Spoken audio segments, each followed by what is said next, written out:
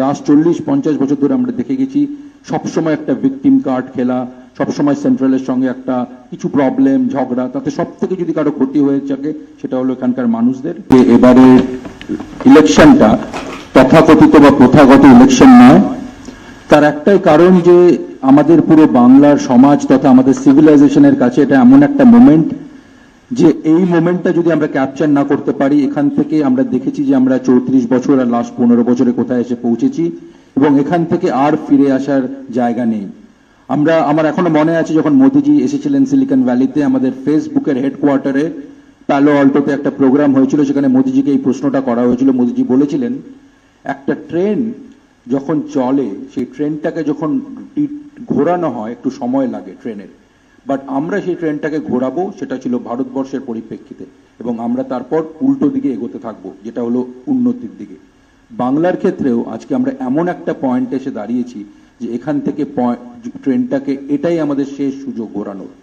শ্রমিকদা বলছিলেন যে সারা পৃথিবীর বাঙালিরা এবং তথা বাংলার সাথে যারা জুড়ে আছে, আমেরিকার সিলিকন ভ্যালি থেকে শুরু করে নিউ ইয়র্ক, ওয়াশিংটন ডিসি, পৃথিবীর বিভিন্ন জায়গায়, লন্ডন, অস্ট্রেলিয়া, সিঙ্গাপুর, এই মা ভারতী তথা মা বাংলার সন্তানরা এই বাংলা থেকে উঠে কিন্তু আজকে পৃথিবীর বিভিন্ন জায়গায়, আপনারা জানেন কয়েকদিন আগে নাসা স্পেস সেন্টারে আর্টেমাস বলে একটা স্পেস গিয়েছিল, যেটা বিরাট কথা হয়েছিল ইউএসএ। তার পেছনেও কিন্তু এক বাঙালি যে কিনা এগেইন আমাদের এই ন্যাশনালিস্ট বাঙালি এবং বাংলায় মোদিজির পরিবর্তন চায়। আমি নিজে এই কলকাতা থেকে উঠে আসা নরেন্দ্রপুর রামকৃষ্ণ মিশনের ছাত্র। আমাদের মনে হয়, আমি বহু বছর ধরে সিলিকন ভ্যালিতে আছি, ওখানে বিভিন্ন গুগল, ফেসবুক, বিভিন্ন কোম্পানির এন্টারপ্রেনাররা যারা ওখানে দে হ্যাভ ডান ফেনোমেনালি ওয়েল, তাদের নিজেদের কোম্পানি, আমার নিজেরও আছে। বাট একটা খুব ইম্পর্টেন্ট কথা, travelling around the world without moving an inch.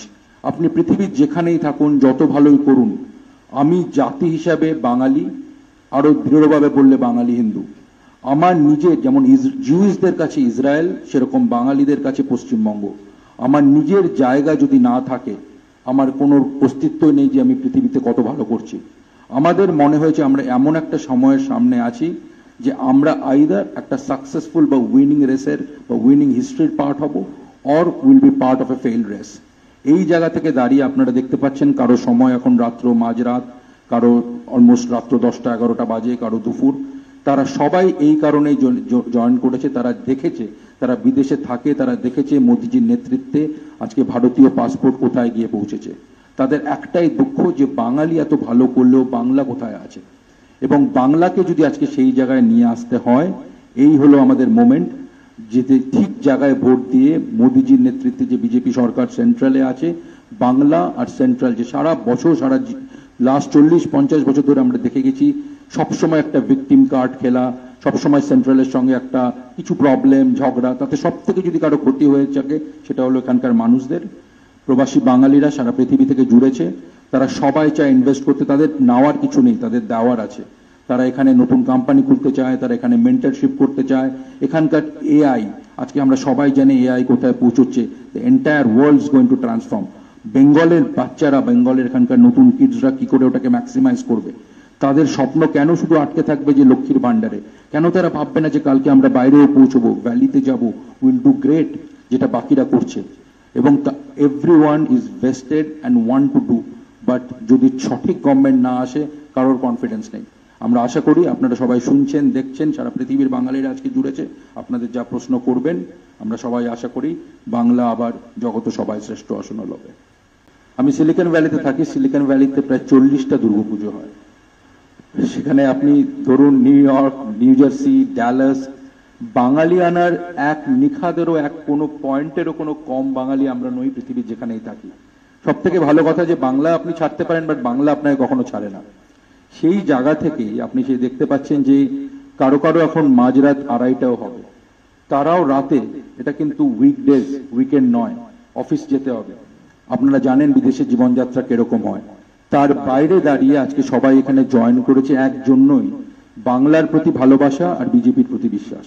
তারা জানে, সেজন্য আপনার কোশ্চেনটা যে বিজেপি কে পারবে, আমি একটু ঘুরিয়ে বলি, একমাত্র বিজেপিই পারবে। আর সেইটাই আমাদের, সেই জন্যই আমরা এত দূর থেকে এখানে এসেছি, কারণ আমাদের মনে হয়েছে, আমি যেটা প্রথমে বলেছিলাম, এই মোমেন্ট, জীবনে সবকিছু একটা মোমেন্টের উপরে, আমরা একটা ইম্পর্টেন্ট ওয়ার্ড বলি দেজাভু, সেটা হলো যে যে জিনিস ভুল করেছি আমরা সেই জিনিস আর করতে চাই না। আমরা এমন একটা পয়েন্টে দাঁড়িয়ে আছি, এই মোমেন্টটাকে আমরা যদি গ্র্যাব না করতে পারি, আমরা তো বাইরে আছি, আমাদের আত্মীয় স্বজন বন্ধু বান্ধব সবাই দেশে আছে, আমরা বিভিন্নভাবে দেশের সাথে কানেক্টেড, এবং এই যে নেক্সট জেনারেশন, তাদের ফিউচার পুরো দাঁড়িয়ে আছে বাংলার সামনের সময় কি হতে যাচ্ছে।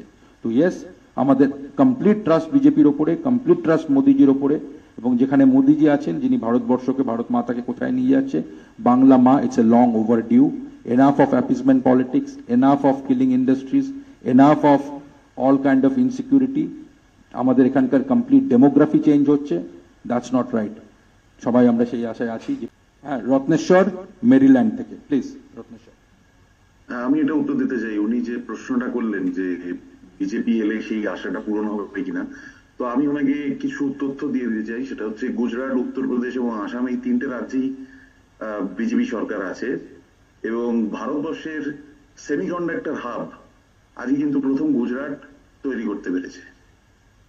যদি বিজেপি পারে গুজরাটে সেমিকন্ডাক্টর হাব তৈরি করতে, মেডিকেল ডিভাইসের হাব তৈরি করতে, তাহলে বিজেপি সরকার পশ্চিমবঙ্গে এলে সেই সরকার পশ্চিমবঙ্গেও এগুলো করে দেখাতে পারে।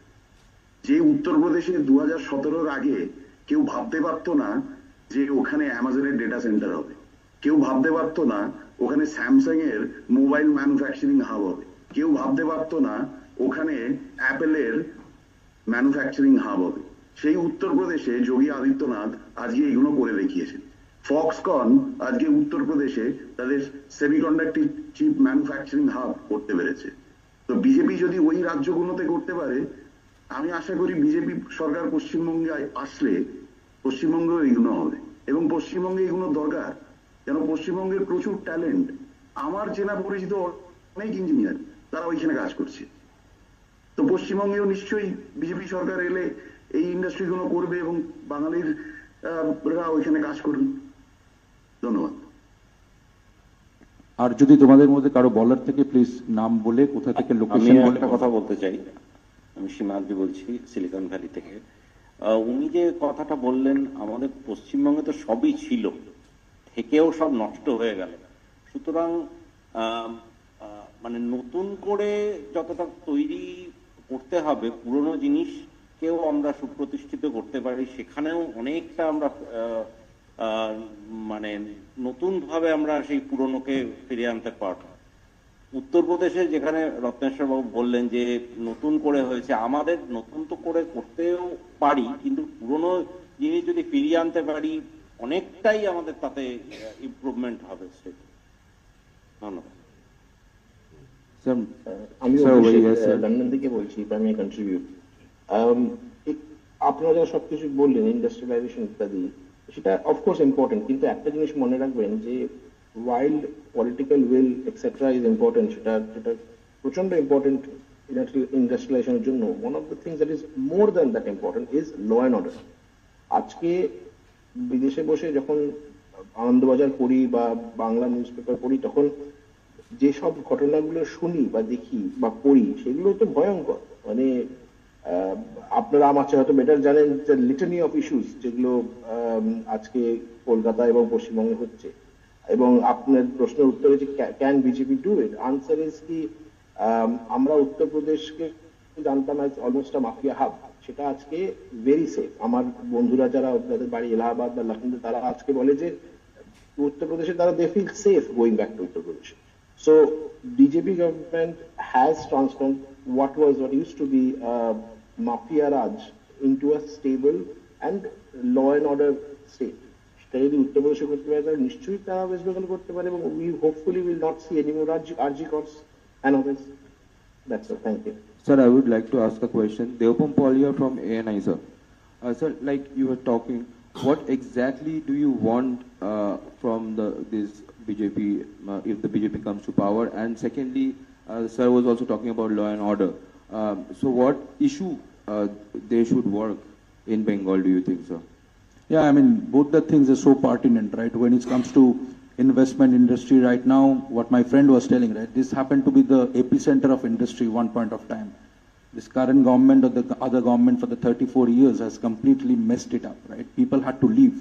I was hearing someone was telling that most of our people now going to BJP ruled state to work. If they have to go to BJP ruled state to work and get their living, why can't we bring BJP here and we don't have to leave? Now there are plenty to do. You know, be it create. So remember, Bengalis or the people in Bengal are one of the most brightest. The innovation they have in their mind, and we have seen what Bengalis are doing, the diaspora, Bengali diaspora is doing worldwide. We just have to give them the right platform of the right companies coming in. Right now, India is a GCC hub, Global Capability Center.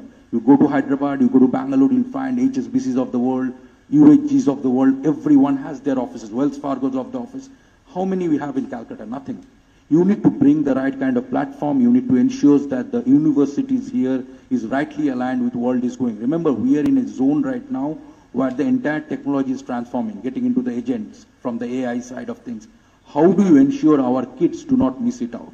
So there's a plenty of, and then the manufacturing industry, technology is one. Manufacturing industry, we happen to be the capital of manufacturing, right? I was in Jadavpur yesterday, like you mentioned Dabur, Usha, Annapurna, so many industries. Everything got vanished.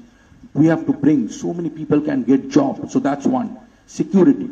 We all know what's happening for so many years. Sharoda, Naroda, we have seen what happened to RG one after one, and we saw that kind of establishment support those wrongdoers get. So it's very important, the safety, security. We have seen what happened in TCS corporate jihad few days back. We don't know what's going on in Bengal. We keep hearing cases like anything. How do you ensure our womanhood, our girls, our mom, bone, everyone, our leader, this current CM keep talking about Mahamati Manush. It seems all the three, she just had a target to completely messed it up, be it Ma, be it Manush. So this is the time. It's an apolitical chat right now I'm doing. Doesn't matter which party you support. If you're part of this state, if you want to see this state to grow, both from the industry, job, establishment, security, education, next generation, we have seen the wrongdoing happen for the last 34 plus 15 years. This is the time BJP has done again and again. It's very stupid on our part. I mean, as a diaspora, I could say, give them a chance and see what they can bring. That's it.